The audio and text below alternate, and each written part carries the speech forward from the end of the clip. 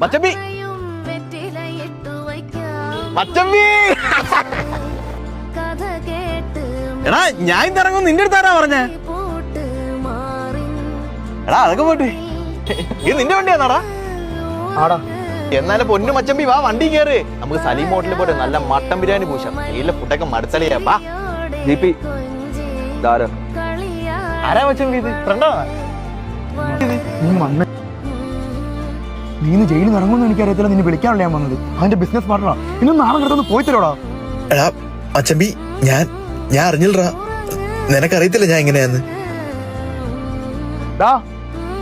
നിനക്ക് കാശുവല്ലോ വേണോ? കാശിന് വേണ്ടി അല്ലല്ലോ അളിയാ, നിനക്ക് വേണ്ടിയല്ല ഞാൻ അകത്ത് കിടന്ന. എന്തു പറ്റി മച്ചമ്പി?